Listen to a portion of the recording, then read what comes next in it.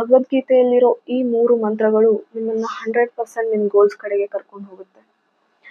ಯುದ್ಧದ ಸಮಯದಲ್ಲಿ ಅರ್ಜುನ ತುಂಬಾನೇ ಬೇಜಾರಲ್ಲಿರ್ತಾನೆ. ಆಲ್ಮೋಸ್ಟ್ ಸೋಲನ್ನ ಒಪ್ಕೊಂಡ್ಬಿಟ್ಟಿರ್ತಾನೆ. ಆಗ ಶ್ರೀಕೃಷ್ಣ ಬೋಧನೆ ಮಾಡಿದಂತಹ ಇದೇ 3 ಮಂತ್ರಗಳು ಅವನು ಮತ್ತೆ ಎದ್ದು ನಿಲ್ಲೋ ಹಾಗೆ ಮಾಡಿತ್ತು. ಸೊ ನಂಬರ್ 3 ಅಲ್ಲಿ ಬರುತ್ತೆ ಸಂಯಮ, ಅಂದ್ರೆ ಸೆಲ್ಫ್ ಕಂಟ್ರೋಲ್. ಭಗವದ್ಗೀತೆ ಹೇಳುತ್ತೆ, ನಿಮ್ಮ ಮನಸ್ಸನ್ನ ಹಿಡಿತದಲ್ಲಿಟ್ಕೋಬೇಕು, ಅದೇ ಮೊದಲ ನಿಯಮ.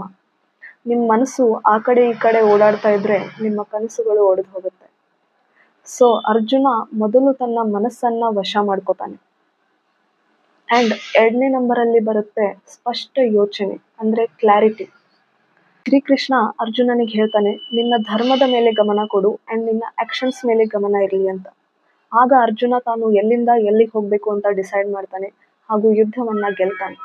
ಅಂಡ್ ನಂಬರ್ 1 ಅಲ್ಲಿ ಬರುತ್ತೆ ದ ಮೋಸ್ಟ್ ಇಂಪಾರ್ಟೆಂಟ್, ಕರ್ಮ ಅಂದ್ರೆ ಆಕ್ಷನ್.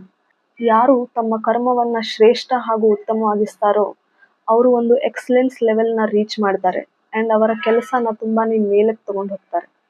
ಅರ್ಜುನನ ಗೆಲುವಿನ ಹಿಂದಿನ ರಹಸ್ಯ ಅವನ ಕರ್ಮವೂ ಸಹ ಆಗಿತ್ತು. So self control, clarity and action, ಈ 3 ಭಗವದ್ಗೀತೆಯಲ್ಲಿರೋ ಮಂತ್ರಗಳು ನಿಮ್ಮನ್ನ ನಿಮ್ ಗೋಲ್ಸ್ ಕಡೆಗೆ 100% ಕರ್ಕೊಂಡು ಹೋಗುತ್ತೆ. ನಮಸ್ಕಾರ.